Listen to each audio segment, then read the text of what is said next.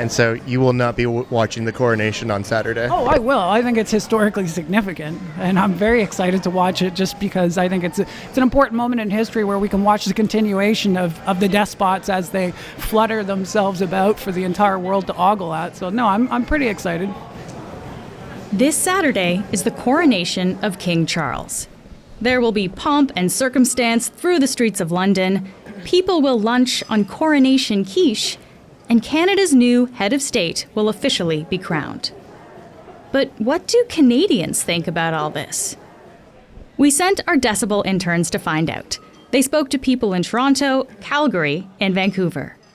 I think Canada has long established itself as its own independent country, and I don't see what being a part of the UK is how is that affecting my life or the life of everyday Canadians. I don't see that it makes really much of a difference. I think we'd be stronger just forging ahead just independently.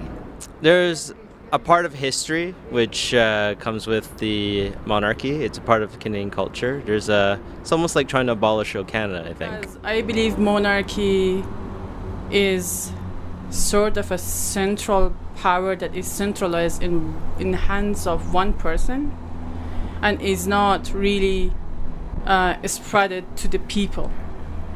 So democracy goes very much against the monarchy. Definitely. No, I'm not excited for the coronation. I feel more sad the closer it comes because I feel like the death of the Queen and the potential of a new coronation was a great opportunity to have a conversation about whether we should have a monarchy at all. And as the coronation draws closer, I feel like we are missing that opportunity.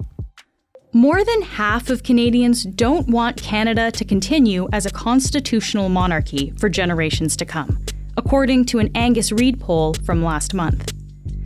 But the thing is, no matter what we think of the British monarchy, the act of leaving might be, well, nearly impossible. Errol Mendes is a lawyer, author, and a professor of constitutional and international law at the University of Ottawa. He'll help us understand what Canada would need to do to leave the monarchy and why it's so difficult. I'm Menaka Raman-Wilms, and this is The Decibel from the Globe and Mail.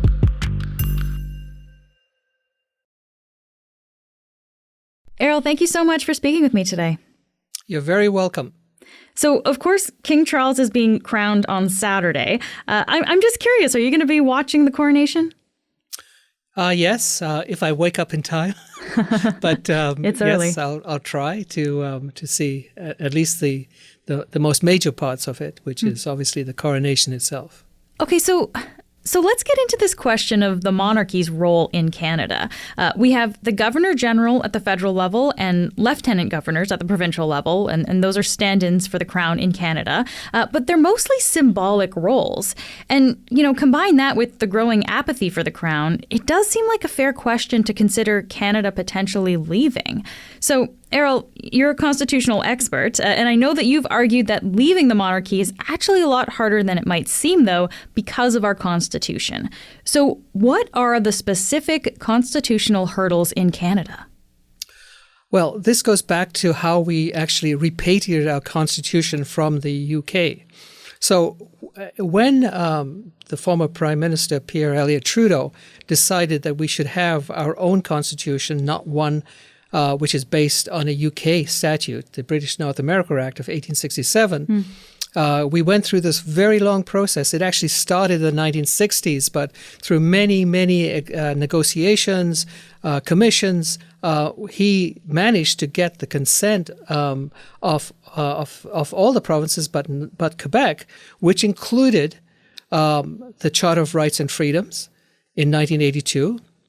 But in addition, there was also a desire to have an amending formula so we don't have to go back to the UK to get our constitution amended. So, sorry, this is the idea kind of bringing the Constitution home, right, to give Canada control of those changes. That's right. So we had amending formulas in the Constitution of 1982. However, there were various levels of the requirements to amend certain parts of the Constitution, which required a lesser amount of provinces agreeing to it, but some which would require unanimity of all 10 provinces. Well, you can guess which one would require the majority, all the provinces, to consent before it could happen. And one of them was the Crown. Okay, so any change to the Crown, the role of the King or the Queen, it basically requires all 10 provinces, the House of Commons, the Senate of Canada. Can you give me an idea, Errol? Like, is that a high bar? How difficult would that be to get? Well, one reason why I'm on record on saying let's basically be realistic. The chances of us getting all 10 provinces to agree to a change in the role of the monarch based on what we've experienced in the recent past with the Meech Lake Accord and the Charlottetown Accord, where we tried to get unanimity, it failed. It failed at Meech Lake, and it failed in a referendum at Charlottetown. And we should probably just remind people that the Meech Lake Accord was in 1990. It was essentially trying to get Quebec to endorse the Constitution. And then the Charlottetown Accord was 2 years later in 1992 when they tried again, but that was rejected in a referendum. But help me understand this then, Errol. So the Meech Lake Accord, that attempt to open up the Constitution failed. Why does that have relevance to what we're talking about now with the monarchy? Well, it has relevance because there were parts of the Meech Lake Accord which did require unanimous consent. The majority of provinces agreed to the amendments, except for Manitoba and Newfoundland. In Manitoba, however, there was a disagreement, especially amongst the Indigenous peoples, that they weren't given enough recognition in the package. And Clyde Wells in Newfoundland, the premier at that time, had objections to the Distinct Society Clause in the Meech Lake Accord, which would give Quebec the status of a distinct society. And he felt that that would endanger the rights in the Charter of Rights and Freedoms. And he had an ally, which coincidentally was Pierre Elliott Trudeau. So with Meech Lake, was this one of these situations where we needed unanimous consent of all 10 provinces and the two houses in order to get something through? Yes, and we didn't get it. And in fact, there were still indications that even if we just had kept the less rigorous amending formula, the 7 provinces representing 50% of the population, even that could potentially have had been in trouble. So what we saw with the Meech Lake Accord then, like that really showed us that as a country, we had trouble getting that unanimous consent for something like when we tried to do this with the Meech Lake Accord. So I guess that would suggest that if we're trying to do it again with the monarchy, we might have trouble getting that consent even now.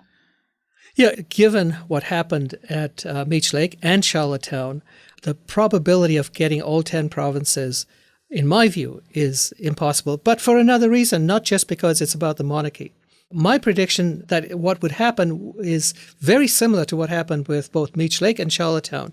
The moment you have any form of amendment to the Constitution of Canada, you will have the provinces requiring other things to be added on. And we saw that not only in Meech Lake, but also in Charlottetown, where the provinces were kept on demanding more and more amendments to the Constitution to give them more power, to take a lot of power away from the federal government.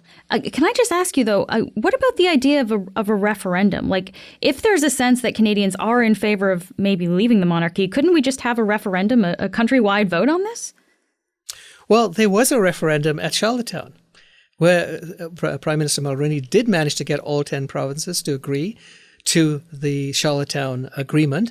But in the referendum, which it was agreed upon that it could only go forward if there was an agreement by Canadians, it failed. And the reason why it failed, it goes back to what I was saying, that there was a feeling by Canadians that by the provinces demanding more and more from this one amendment, it would probably endanger the federal government itself. Well, I predict the same thing would happen again if you had a referendum on changing the monarchy. So that's my view, that based on recent history, the same thing would happen. And even if we had a referendum, it would definitely fail. We'll be back after this message.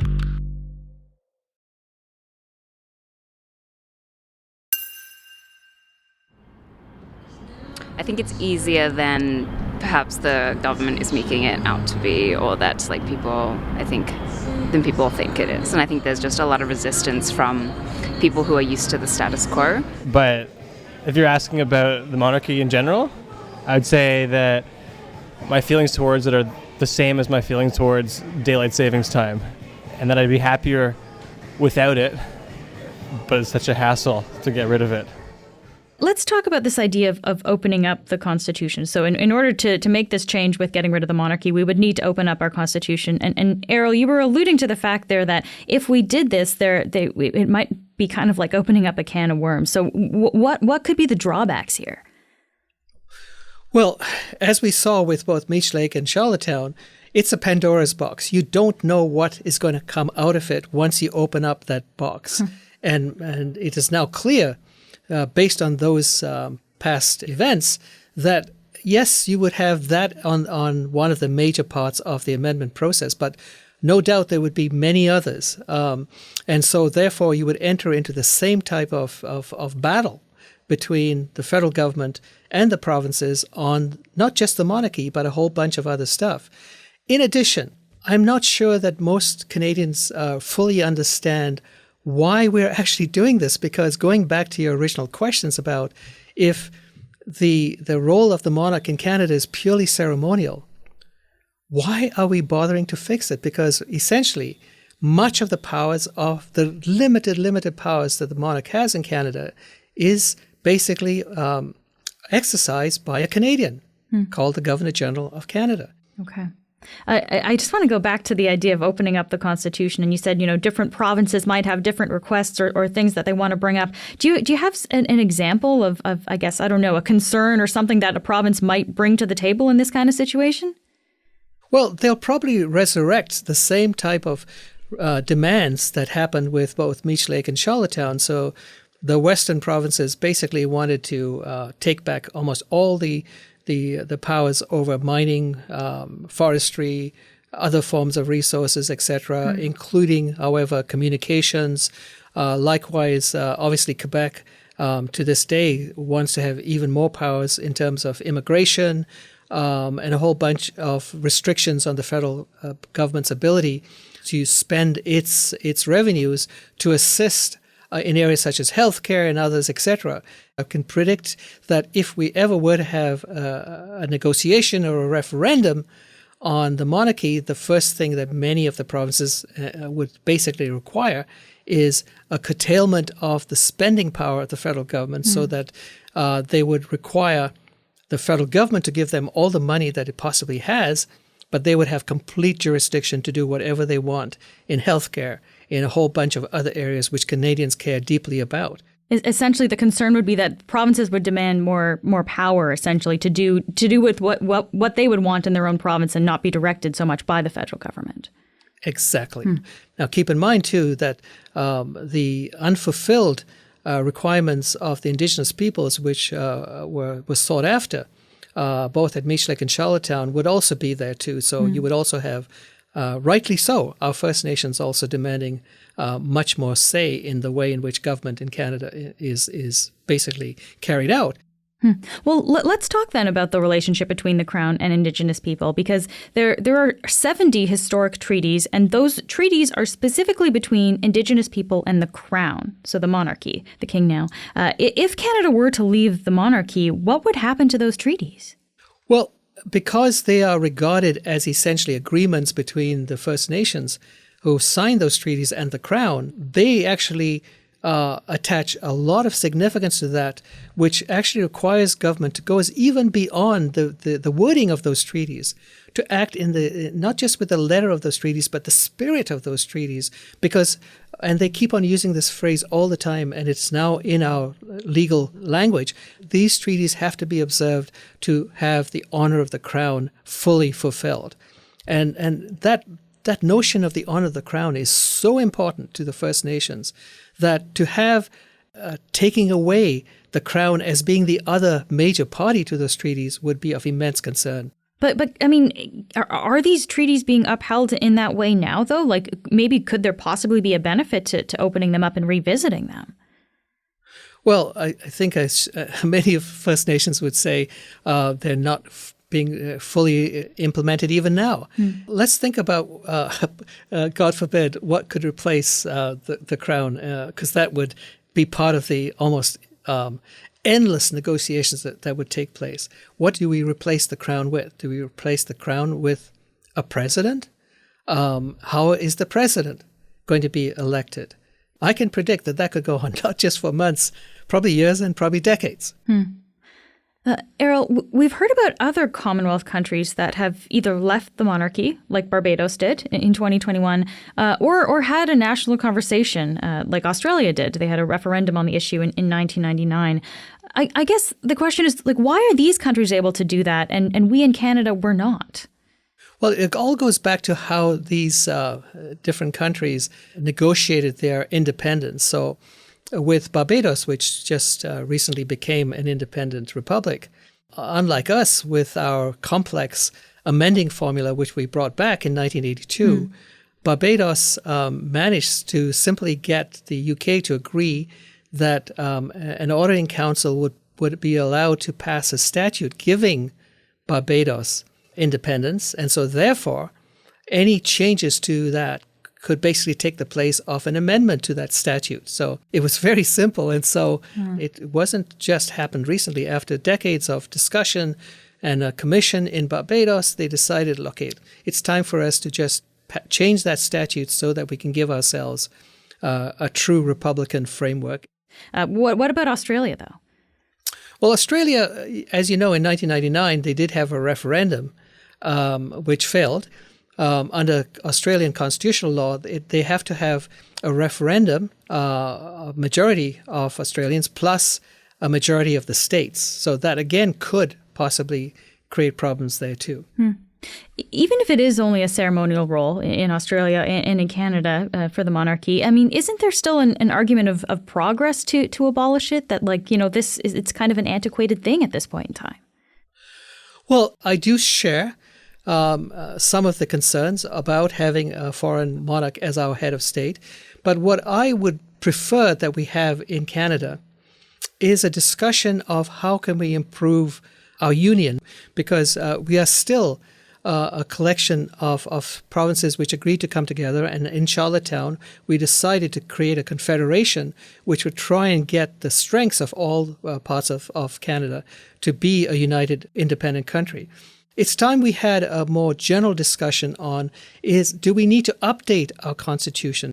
We need reforms, for example, in our electoral system, maybe moving away from first past the post to having proportional representation.